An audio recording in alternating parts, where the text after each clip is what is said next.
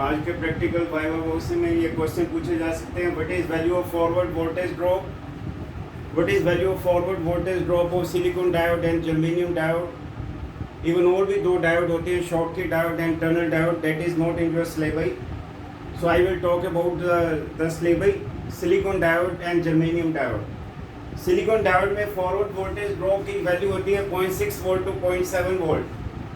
Germanium diode में forward voltage drop की value होती है 0.3 वोल्ट। और वोल्टेज के साथ वर्ड हमेशा अक्रॉस लगता है, करंट के साथ वर्ड थ्रू लगता है, याद रखना ये बात। ये भी क्वेश्चन सीआरओ का कई दिनों से चल रहे हैं। Time base of CRO is developed by which way. कई बच्चे कहते हैं स्क्वायर वेव है, रेक्टेंगुलर वेव है, या साइन वेव है, या कोसाइन वेव है। ये सब आंसर गलत है, प्लीज ध्यान दें। Time base of CRO is developed bye sawtooth wave, इसीलिए टाइम बेस सर्किट का दूसरा नाम सॉटूथ जनरेटर था। और ये भी क्वेश्चन कई बार पूछते हैं, आप उस पॉइंट का नाम बताओ which is point of intersection of AC and DC load line. तो बच्चों को पता ही नहीं होता ऑपरेटिंग पॉइंट इस क्वेश्चन का आंसर है। ये छोटे छोटे सवाल है। फोन क्या, जैसे फोटोन, मैं आपसे ये पूछूं व्हाट इज फोटोन, तो आप यही कहेंगे quanta of electromagnetic radiation. What is phonon, quanta of lattice vibration. Photon boson है, फोनोन भी बोसोन है। फोनोन जो है एक तरीके का क्वांटा ऑफ इलास्टिक वेव है, तो फोनोन इलास्टिक वेव। इसी तरीके से पोलरॉन क्या होता है, पोलैरिटॉन क्या होता है, प्लाज्मोन क्या होता है। पोलरॉन ये याद रख लीजिए, पोलरॉन इज कंडक्शन इलेक्ट्रॉन और a hole plus cloud of phonon. Polariton क्या होता है student, photon plus lattice vibration या फिर फोटोन प्लस एक्साइटोन। प्लाज्मोन क्या होता है, कलेक्टिव इलेक्ट्रॉन ऑसिलेशन या फिर कह दीजिए collective oscillations of interacting electrons. Phonon अभी मैंने बता दिया इलास्टिक वेव से रिलेटेड है, quanta of lattice vibration.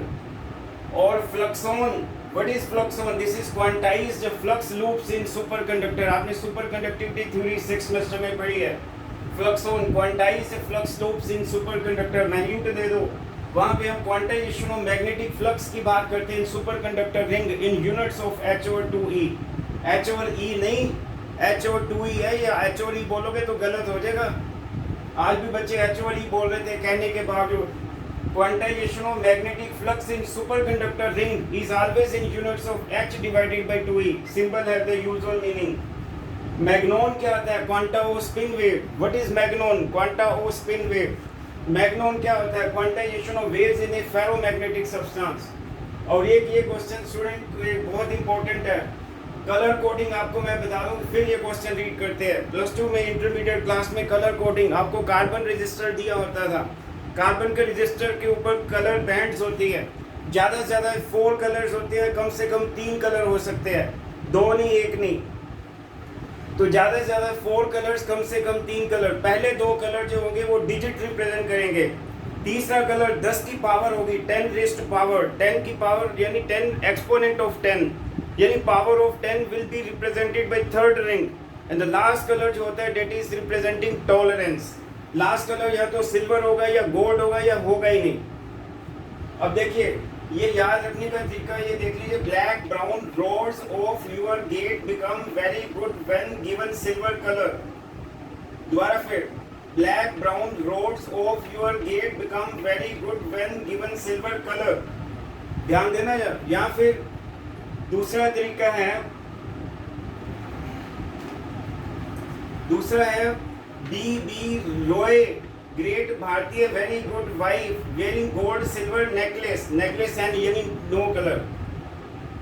B Roy great Britain very good wife wearing gold silver necklace. और ये ब्लैक के कॉरस्पॉन्डिंग डिजिट गिनती लिख दीजिए डिजिट में। ब्लैक के कॉरस्पॉन्डिंग 0, ब्राउन के कॉरस्पॉन्डिंग 1, फिर 2, 3, 4, 5, 6, 7, 8, 9।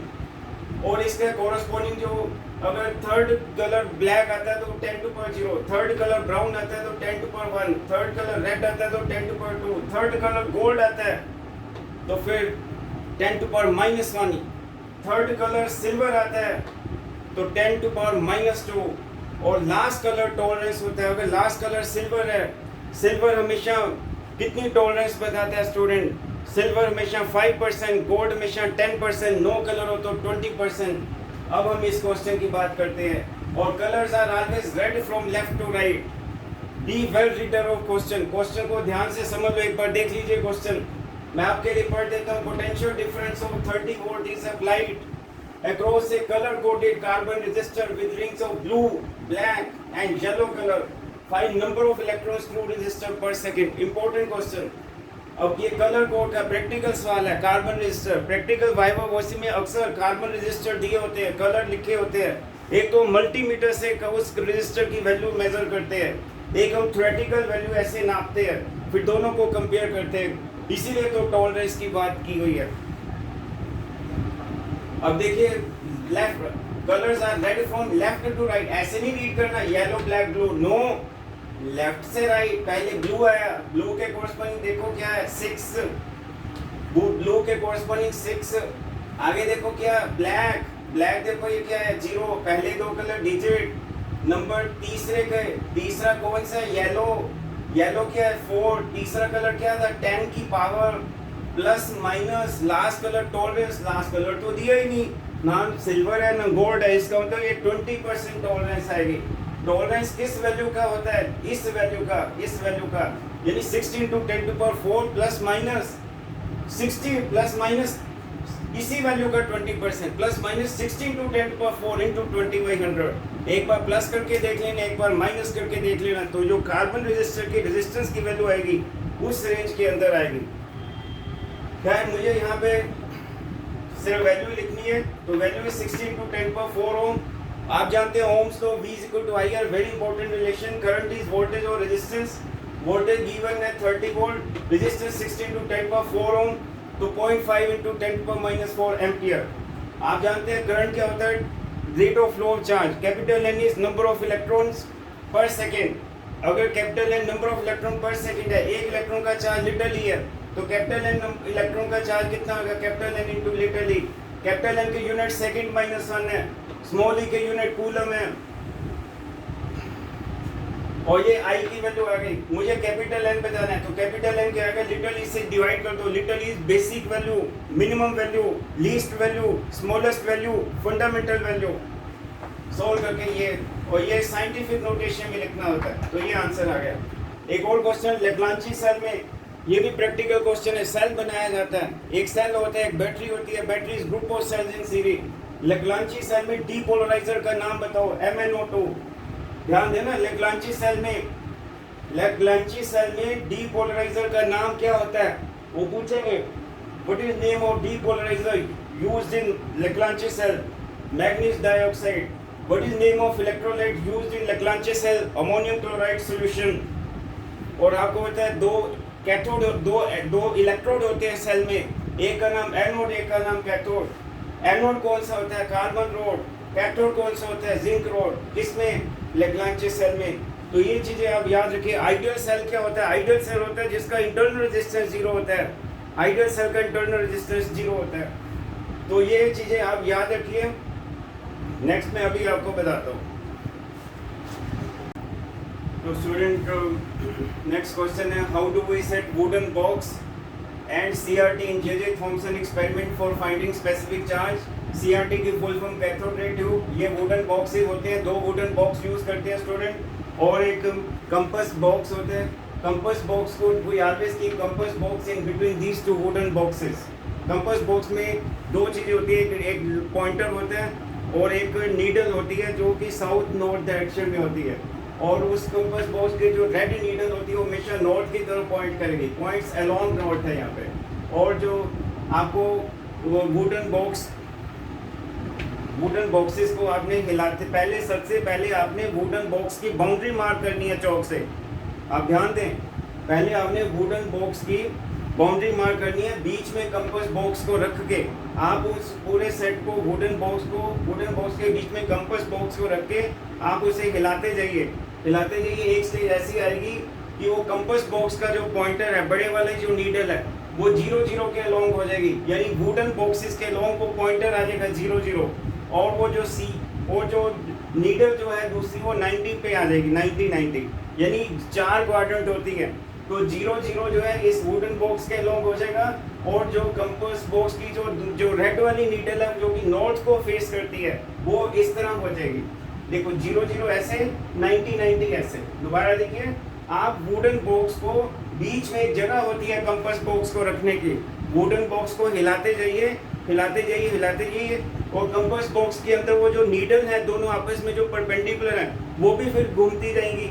एक स्टेज आएगी कि घूमते घूमते वो 0 पॉइंटर इस वुडन बॉक्स के अलोंग अलाइन हो जाएगा, और उस वक्त वो जो नीडल है रेड वाली वो इस तरीके से हो जाएगी, ऐसे जी पॉइंटर ऐसे हो जाएगा 0 और नीडल ऐसे हो जाएगी, तो नीडल और पॉइंटर आपस में परपेंडिकुलर हो जाएंगे। तो इसका मतलब वुडन बॉक्स तो ईस्ट वेस्ट में सेट हो गया ऐसे करने से, और जो नीडल है जो कि वो तो रेड वाला नॉर्थ को पॉइंट करता है, तो ये साउथ नॉर्थ डायरेक्शन ऐसे हो जाएगी।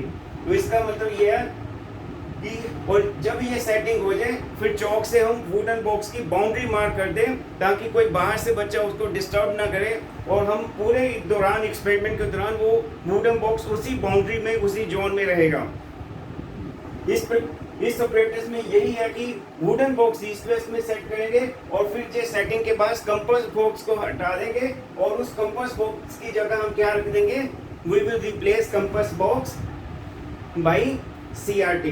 तो CRT ऐसे हो जाएगी, और ये wooden box CRT wooden box they are always placed perpendicular to each other, ये मैंने लिख भी दिया। और CRT एक विजुअल डिस्प्ले है CRO का, CRT में स्केल होती है सिर्फ y एक्सिस के अलोंग होती है, और जब भी हम रीडिंग लेंगे तो इलेक्ट्रॉन का जो डॉट होता है वो यहाँ पे होना चाहिए। वो आपने एक्सपेरिमेंट किया होगा, उसमें आपने देखा होगा मैग्नेट के हम magnets are to be placed symmetrically on this side as well as on this side, वो आप ध्यान दिया होगा। और मैंने पहले भी कहा था कि पहले भी मैंने कहा था कि अर्थ के मैग्नेटिक फील्ड के इफेक्ट को कैंसिल करने के लिए ये हम वुडन बॉक्स की सेटिंग करते हैं ईस्ट वेस्ट में। और एक अलग से भी सर्किट बोर्ड मिलेगा, उसमें एक्स नॉब होती है, वाई नॉब होती है। एक्स नॉब को हम इस तरीके से घुमाते हैं ताकि इलेक्ट्रॉन के स्पोर्ट की मूवमेंट बाएं दाएं हो, लेफ्ट राइट हो, और वाई नॉब को इस तरीके से घुमाते हैं ताकि इलेक्ट्रॉन की स्पोर्ट की मूवमेंट ऊपर नीचे हो। और अगला जो टॉपिक है वाईवे का वो ये होता है Schuster method of setting of telescope and collimator. आपको पहले कहा था स्पेक्ट्रोमीटर के पार्ट्स कौन से, collimator, prism table, telescope. Spectrometer की सेटिंग शूस्टर मेथड से कैसे करते हैं, and it is advisable to do the setting of spectrometer by Schuster method. Spectrometer की सेटिंग दो तरीके से होती है, एक होती है रफ सेटिंग ऑफ स्पेक्ट्रोमीटर, एक होती है शूस्टर मेथड से स्पेक्ट्रोमीटर की सेटिंग। शूस्टर मेथड से स्पेक्ट्रोमीटर की जो सेटिंग है दैट इज बेस्ट, क्योंकि उसमें से उसकी वजह ये है कि स्पेक्ट्रोमीटर डैमेज होने का रिस्क नहीं रहता। क्यों? क्योंकि रफ सेटिंग में आपको स्पेक्ट्रोमीटर बाहर ले जाना पड़ेगा डार्क रूम से। ऑप्टिक्स के जितने भी एक्सपेरिमेंट और डार्क रूम के अंदर परफॉर्म होते हैं, अगर आप बाहर रफ सेटिंग करेंगे तो रफ सेटिंग में क्या करते हैं, टेलीस्कोप को डिस्टेंट ऑब्जेक्ट या वॉल पे सेट करते हैं। टेलीस्कोप को डिस्टेंट ऑब्जेक्ट पे सेट करते हैं, टेलीस्कोप का रैक एंड पिन घुमाते हैं ताकि वो वेल डिफाइंड इमेज उस ऑब्जेक्ट का हमें डिस्टेंट ऑब्जेक्ट का मिल जाए। तो वो टेलीस्कोप की रफ सेटिंग होगी बाहर से। टेलीस्कोप की सेटिंग करने के बाद फिर हम उस पूरे स्पेक्ट्रोमीटर को डार्क रूम के अंदर लेके आते हैं। फिर अंदर हम टेलीस्कोप का रैक एंड पिन अब नहीं डिस्टर्ब करेंगे क्योंकि उसकी तो सेटिंग हो गई है। अंदर हम क्योंकि सोर्स से लाइट आ रही है, फॉर एग्जांपल सोडियम लैंप से बात कर रहे हैं, प्रिज्म का एंगल मुझे निकालना है, तो वो लाइट सोडियम लैंप से आएगी। फिर अंदर हम कॉलीमीटर का रैक एंड पिन एडजस्ट करेंगे, अंदर हम कॉलीमीटर का रैक एंड पिन एडजस्ट करेंगे ताकि वो मुझे स्लिट का वेल डिफाइंड इमेज मिल जाए। तो इस तरीके से रफ सेटिंग जो है स्पेक्ट्रोमीटर की होती है। लेकिन इसमें सिर्फ यही है कि स्पेक्ट्रोमीटर को, पूरे स्पेक्ट्रोमीटर को, बल्कि ऑपरेटर्स को हमें उठाना पड़ता है, बाहर ले जाना पड़ता है, तो उससे अगर गिर जाए तो डैमेज, नुकसान हो सकता है, चोट भी लग सकती है। किताबों ने तो लिखा हुआ है, it is not advisable to do setting of spectrometer by rough adjustment. इसीलिए मैं आपको ये करवा रहा हूँ शूस्टर मेथड। आइए डिस्कस करते हैं शूस्टर मेथड। बहुत आसान है। सबसे पहले तो आपको ये पता होना चाहिए, जैसे कि ये मान लो ये क्या प्रिज्म है, और ये प्रिज्म किस मटेरियल का बना होता है। इसमें कॉलेजेस में जो है EDF, extra dense film, prism extra dense flint का बना होता है, क्राउन ग्लास का नहीं। क्राउन ग्लास वाला वजन में हल्का होता है, एक्स्ट्रा डेंस वाला फ्लिंट वाला प्रिज्म वजन में भारी होता है, उसकी कॉस्ट भी ज्यादा है,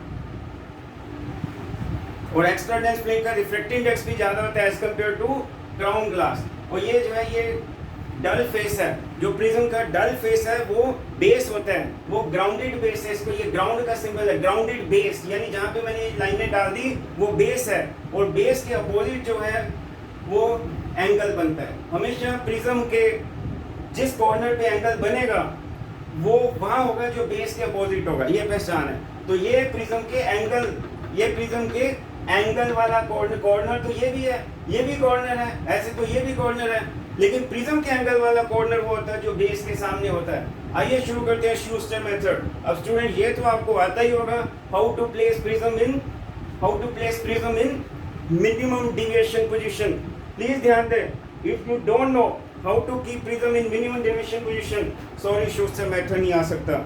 सबसे पहले आपको सीखना होगा डार्क रूम में how to set prism in minimum deviation position. उसमें मैं अब उस डिटेल में नहीं जाऊंगा, मुझे तो शूस्टर मेथड करवाना है, वेरी इजी। उसमें स्लिट एक ही तरफ होती है मिनिमम डेविएशन पोजीशन में, स्लिट वाई एक्सिस के एक ही तरफ होती है, वाई एक्सिस के दोनों तरफ नहीं जानी चाहिए, स्लिट वाई एक्सिस के एक ही तरफ जानी चाहिए। आइए शुरू करते हैं Schuster method. The very first step in Schuster method is set the prism in minimum deviation position. ध्यान देना जरा, शूस्टर मेथड में पहला स्टेप क्या, set the prism in minimum deviation position. उसके बाद आप देखिए ये मैंने फिगर बनाई है, शूस्टर मेथड में ये डायग्राम बहुत इंपॉर्टेंट है। अब इसमें एक प्रिज्म, ये प्रिज्म दो नहीं है, ये प्रिज्म एक ही है, लेकिन ये प्रिज्म की दो डिफरेंट पोजीशंस हैं। प्रिज्म दो प्रिज्म नहीं है, ये प्रिज्म की दो डिफरेंट पोजीशन है। ये एक पोजीशन है प्रिज्म की, ये प्रिज्म की दूसरी पोजीशन है, वो मैं समझाता हूँ। पहला स्टेप क्या बताया था student, keep prism in minimum deviation position. उसके बाद रोटेट द प्रिज्म, हाथ दिया भगवान ने, प्रिज्म टेबल को रोटेट करो, टर्न करो। प्रिज्म को मिनिमम डेविएशन पोजीशन में रखने के बाद क्या करेंगे, प्रिज्म टेबल को रोटेट करें, प्रिज्म टेबल को इस तरीके से रोटेट करें, प्रिज्म टेबल को इस तरीके से रोटेट करें कि प्रिज्म के एंगल वाला कॉर्नर, प्रिज्म के एंगल वाला कॉर्नर, प्रिज्म के एंगल वाला कॉर्नर किसकी तरफ जाए, कॉलीमेटर की तरफ जाए।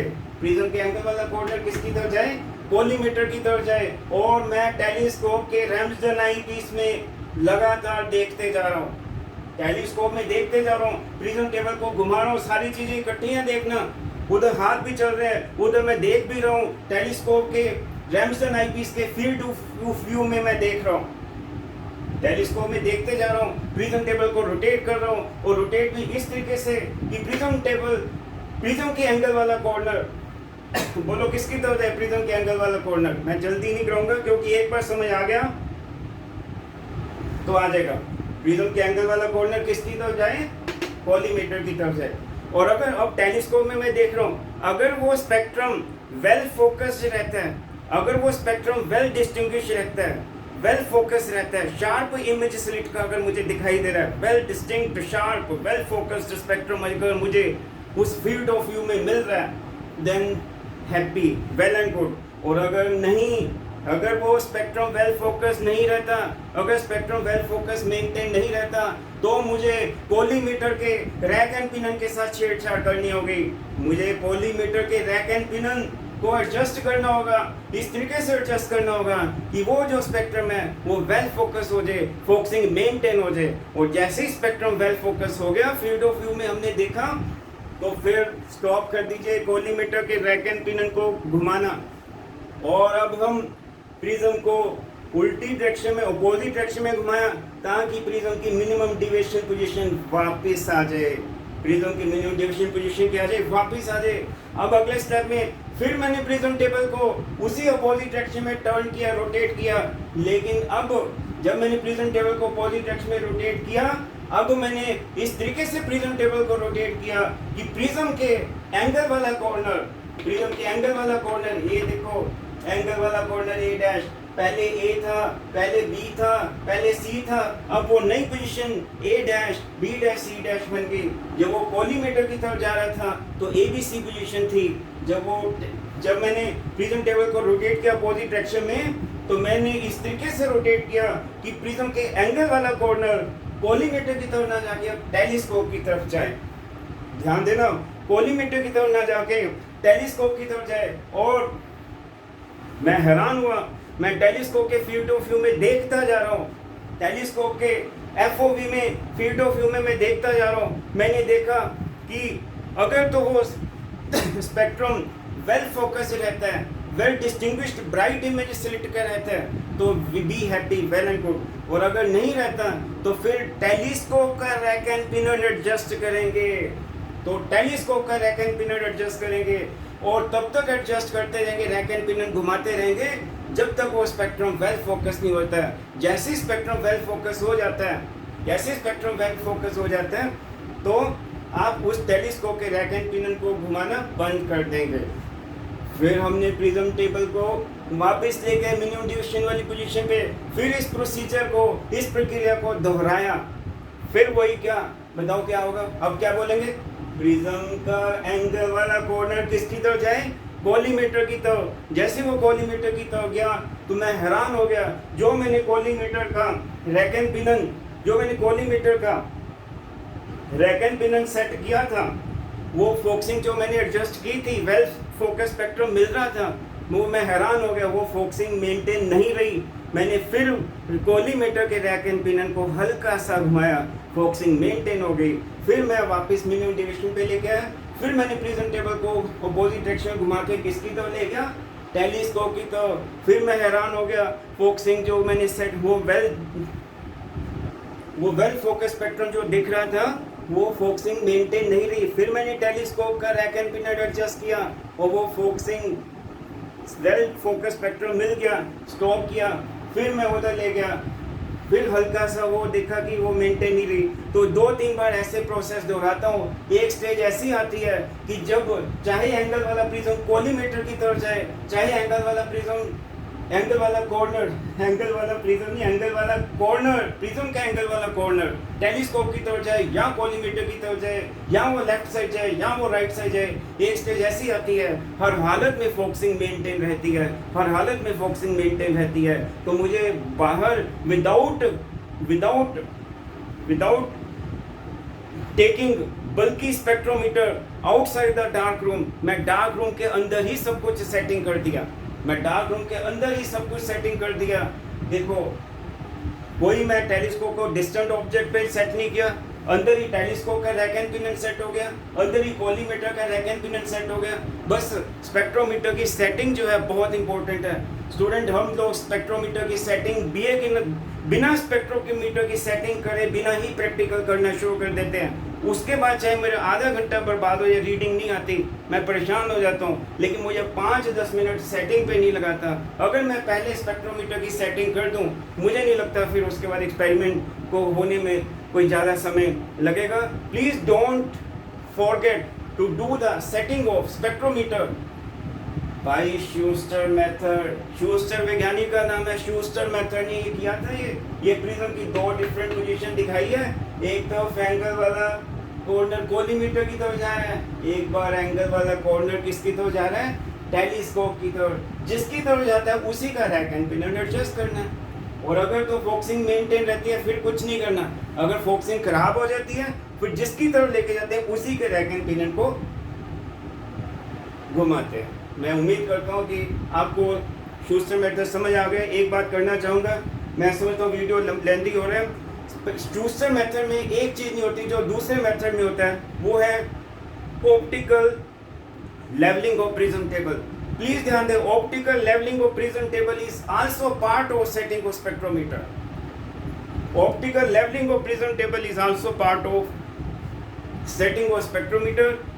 वो प्रिज्म के टेबल की ऑप्टिकल लेवलिंग कैसे होती है, कुछ बच्चे वो स्पिरिट लैंप ले लेते हैं, उससे करते हैं, वो बबल बीच में आता है, वो ये नहीं मेथड, ये खराब मेथड, मैकेनिकल मेथड ऐसे नहीं होते, सब ऑप्टिकल मेथड से करते हैं। ऑप्टिकल नाम ऐसे नहीं पड़ा, ऑप्टिकल लेवलिंग ये नहीं कहा, mechanical levelling, optical levelling of prism table, वो एक अगला लेक्चर बन जाएगा। मैं उम्मीद करता हूँ कि आपको ऑप्टिकल लेवलिंग को प्रिज्म टेबल जरूर सिखाई होगी।